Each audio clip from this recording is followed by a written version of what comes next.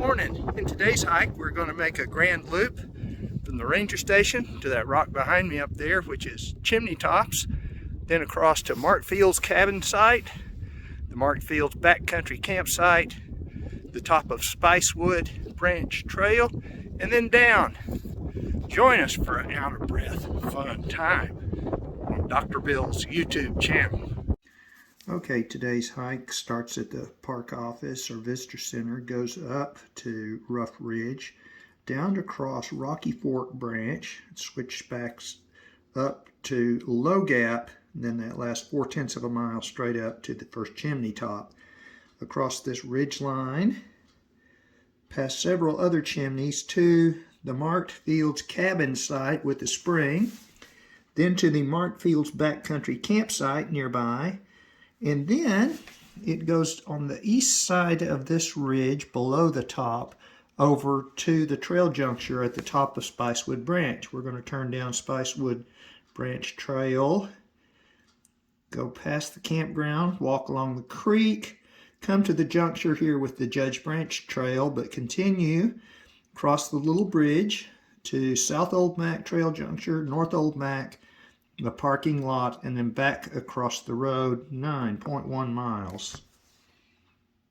Well, I'm doing a Chimney Tops to Spicewood across past Mart Fields today. 45 minutes from the car to Rough Ridge. I note that this point is about 3/4 of the way up, the mountains across there. So maybe 1/3 of the effort to that first chimney top to get to this point. Interesting place, love it. Okay, on this side of Rough Ridge, there is a mountain laurel stratum here at these rock outcrops.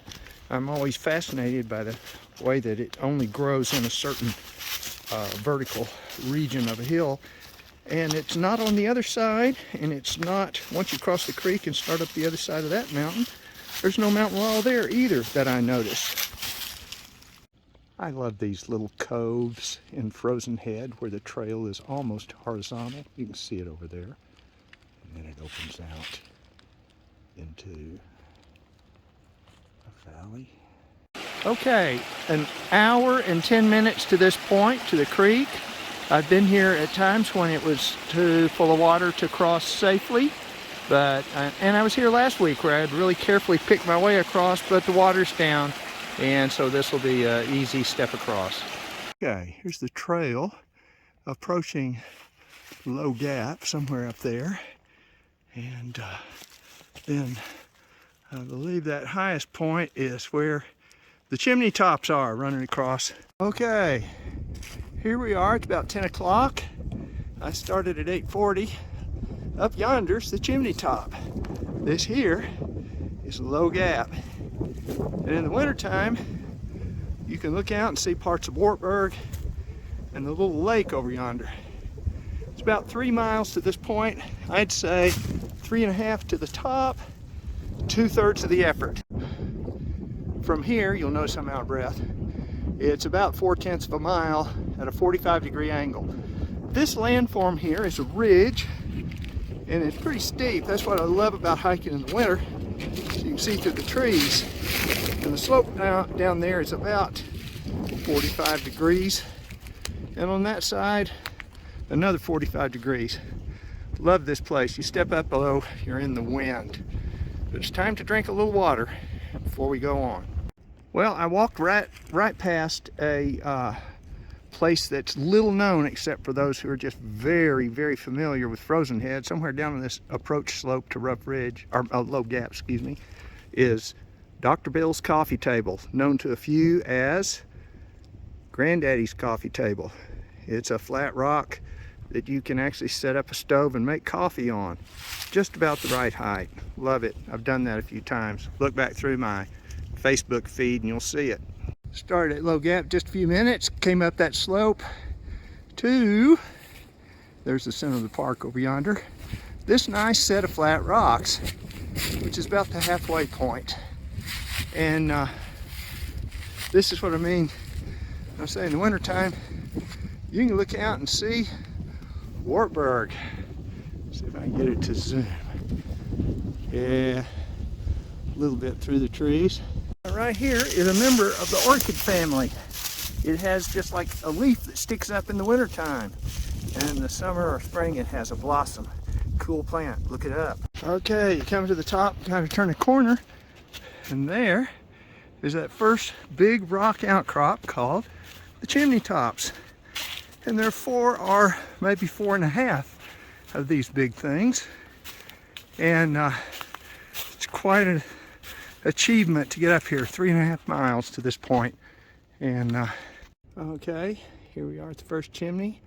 I'll take a rest break here. A little ice flow and remelt area over there. Beautiful place. Okay, and then the sunny side of that same outcrop, there's a rock that has slid part way down the mountain, broken off from up here, who knows how long ago. And then we have this area. We'll be walking along that ridge in just a little while.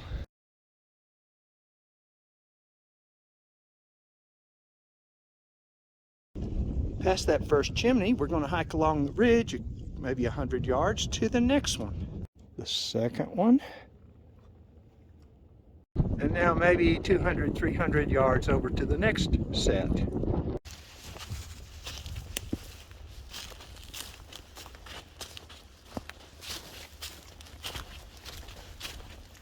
Some of us see a skull there in that rock, just the way it's shaped.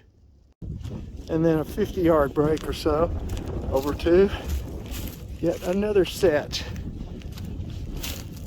Hard to say how many of these there are. Some of them are so close together.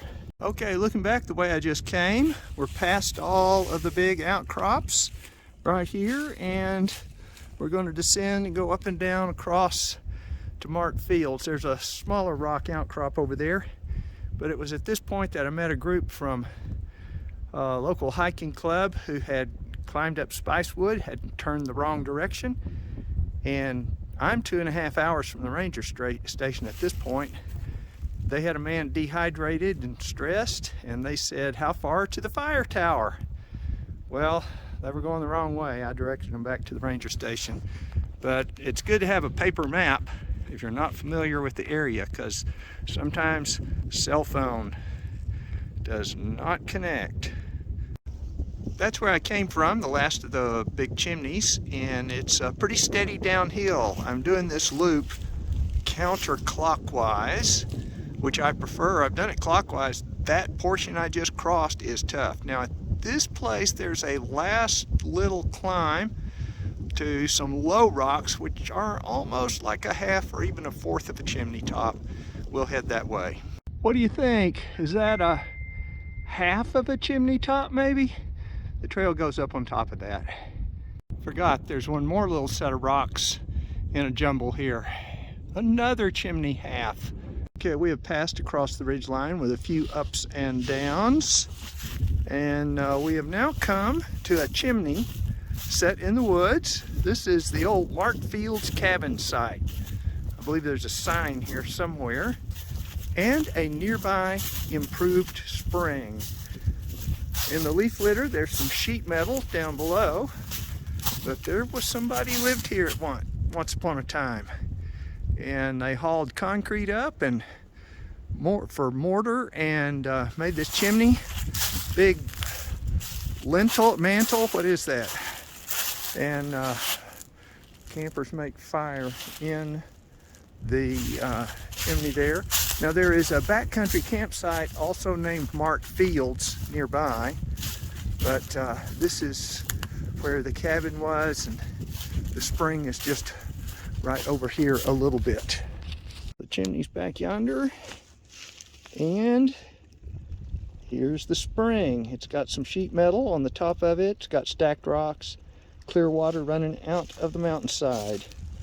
I've never particularly seen any critters living in there, but it's not impossible to have salamanders, and there's a nearly translucent little crayfish in here sometimes. Well, that's Frozen Head Mountain over there. I can see, I assume that the video doesn't show it, the antenna adjacent to the fire tower. It's quite a distinctive marker now that they have put the antenna up there. And just a few steps away from the last video of the fire tower and the antenna on top of Frozen Head, we have the Mart Fields campsite, Limit 12. This is one of several cool backcountry campsites here in Frozen Head State Park. And there is a wash basin made out of a concave rock. And there's a fire ring. Somebody's left some nice wood to start the next fire with backrest rocks made up, and then all around here is the flat area where people can pitch their tents. One of these days, this is about as remote as it gets in Frozen Head in terms of my acquaintance who broke her leg up here somewhere, and it took them 12 hours to get her out because it's a long way to vehicle access with a lot of up and down. This portion of the hike leading up to the Mart Fields cabin site and past the Mart Fields campsite is a pretty flat walk across the ridgeline. However, I'm hiking it, as I said, counterclockwise. First time I did this was clockwise. And there's about a 400-yard stretch coming up, straight uphill, no switchbacks. First time up, it took everything out of me. Put me on the funny end of my blood sugar curve. Peripheral vision closed in. I ended up getting up closer to one of the chimneys and wasn't paying attention to my feet. Hooked my foot on a root and fell. So there I was. That's why I hike with 2 sticks when I'm hiking alone. And why I always leave a message with somebody where I'm going in detail when I'm starting out, and maybe sometimes when I think I'll get back. This is quite a place. Love it. Frozen Head State Park and Natural Area.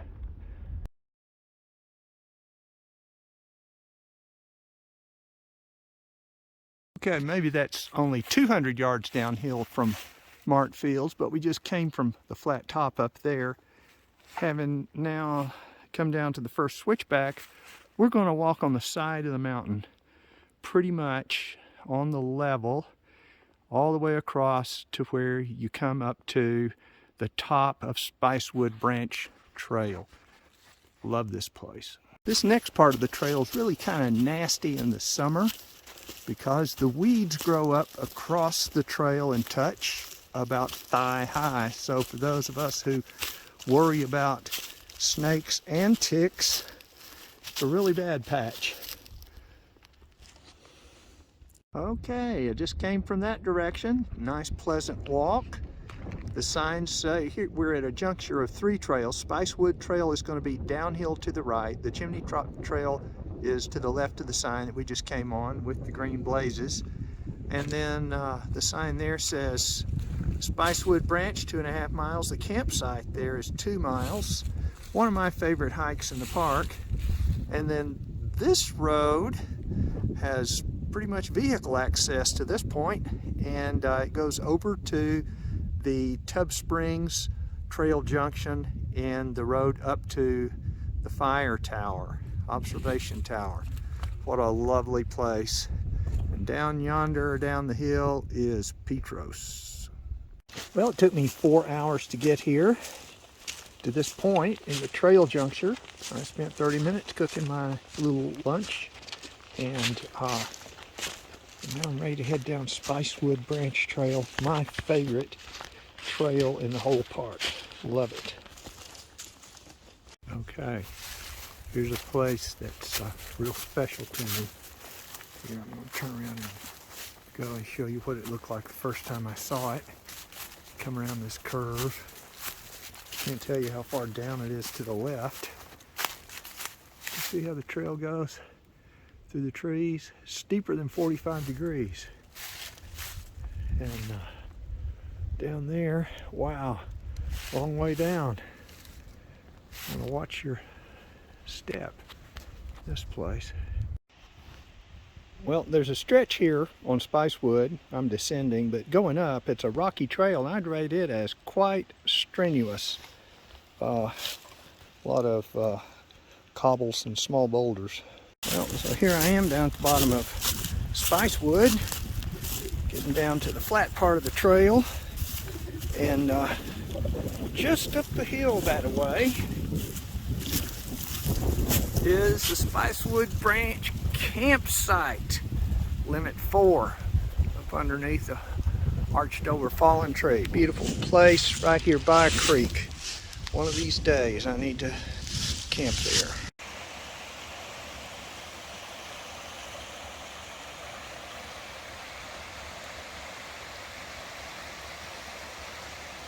So you're coming up here where Judge Branch Trail goes off. If you're coming from the parking lot up here, it will go off to the left. And there's another campsite that way. But here we're coming to kind of a conjunction of multiple trailheads. This one, North Old Mac, South Old Mac. There's this little bridge, footbridge, and then the parking lot with the picnic pavilion. And all my friends that grew up in West Texas. Wow.